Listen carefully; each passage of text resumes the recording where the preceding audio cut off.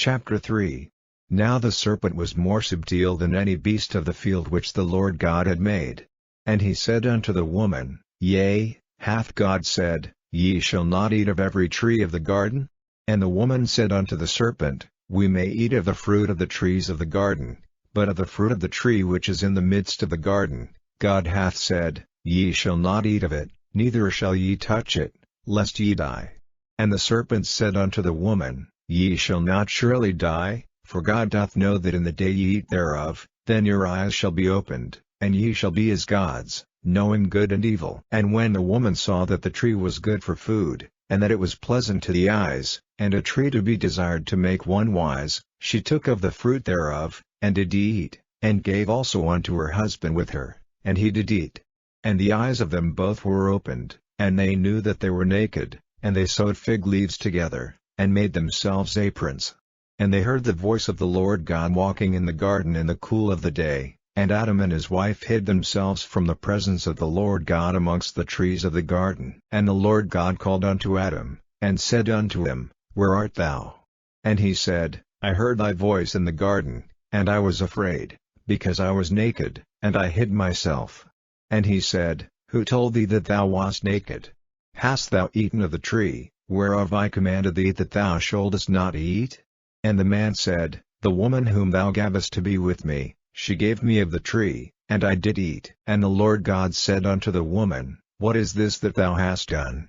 And the woman said, The serpent beguiled me, and I did eat.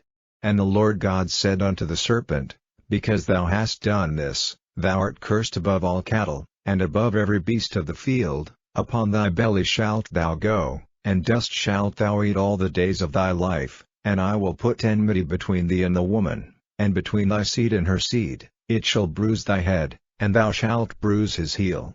Unto the woman he said, I will greatly multiply thy sorrow and thy conception, in sorrow thou shalt bring forth children, and thy desire shall be to thy husband, and he shall rule over thee. And unto Adam he said, Because thou hast hearkened unto the voice of thy wife, and hast eaten of the tree, of which I commanded thee, saying, Thou shalt not eat of it, cursed is the ground for thy sake, in sorrow shalt thou eat of it all the days of thy life, thorns also and thistles shall it bring forth to thee, and thou shalt eat the herb of the field, in the sweat of thy face shalt thou eat bread, till thou return unto the ground, for out of it wast thou taken, for dust thou art, and unto dust shalt thou return. And Adam called his wife's name Eve, because she was the mother of all living. Unto Adam also and to his wife did the Lord God make coats of skins, and clothe them. And the Lord God said, Behold, the man is become as one of us, to know good and evil. And now, lest he put forth his hand, and take also of the tree of life, and eat, and live forever. Therefore the Lord God sent him forth from the Garden of Eden, to till the ground from whence he was taken. So he drove out the man, and he placed at the east of the Garden of Eden cherubims, and a flaming sword which turned every way, to keep the way of the tree of life.